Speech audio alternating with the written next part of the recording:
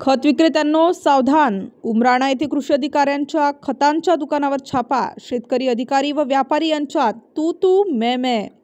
देवळा तालुक्यातील उमराणे येथे युरिया व अन्य खतांच्या टंचाईचा प्रश्न दिवसेंदिवस गंभीर बनत चालला आहे. पावसाळा सुरू झाल्यानंतर शेतकऱ्यांनी खरीप हंगामासाठी पेरण्या पूर्ण केल्या आहेत. मात्र त्यानंतर लागणारी खते, विशेषतः युरिया बाजारात उपलब्ध नसल्याच्या आणि जास्त दराने विक्री होत असल्याच्या तक्रारी मोठ्या प्रमाणात प्राप्त झाल्यात. याबाबत उमराणे येथील खत विक्रेत्याकडे प्रत्यक्ष चौकशी केली असता युरिया खत उपलब्ध नसल्याचे आणि जे मिळत आहे तेही शासनाच्या दरापेक्षा अधिक झाल्याने विकले जात असल्याचे उघड झाले आहे. तिसगाव येथील प्रतिष्ठित शेतकरी राजू जाधव हे उमराणे येथील वर्धमान ट्रेडिंग कंपनी येथे खते खरेदीसाठी गेले असता यांनाही युरिया खत नाकारण्यात आले. या प्रकरणानंतर राजू जाधव यांनी कृषी विभागाकडे लेखी तक्रार दाखल केली. तक्रारीची गंभीर दखल घेत कृषी विभागाने तात्काळ भूषण फर्टिलायझर्स, आशापुरी कृषी सेवा केंद्र आणि वर्धमान ट्रेडिंग कंपनी या दुकानांवर छापा टाकला.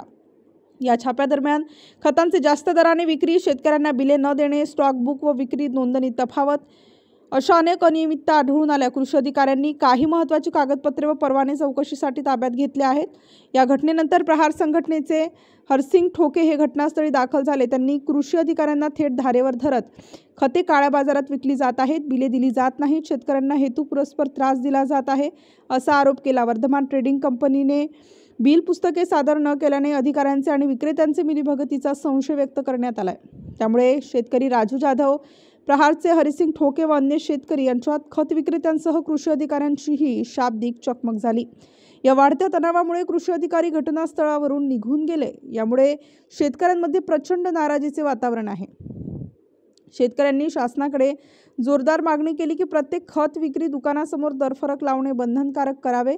सध्याचा शिल्लक साठा स्टॉक फलकावर लिहावा. शेतकऱ्यांशी कोणताही उद्धटपणा किंवा गैरवर्तन केल्यास त्या दुकानदारावर कारवाई व्हावी. शासन दरापेक्षा अधिक दराने खते विक्री केल्यास शेतकऱ्यांनी तात्काळ S9 TV संपर्क साधावा. दरम्यान जिल्हा कृषी कंट्रोल इन्स्पेक्टर जगन्नाथ सूर्यवंशी व कृषी अधिकारी कल्याण पाटील यांनी सखोल चौकशी करून दोषींवर योग्य ती कार्यवाही केल्या जाईल असे आश्वासन दिले. स्टार न्यूजसाठी मोहसिन पठाण, नाशिक.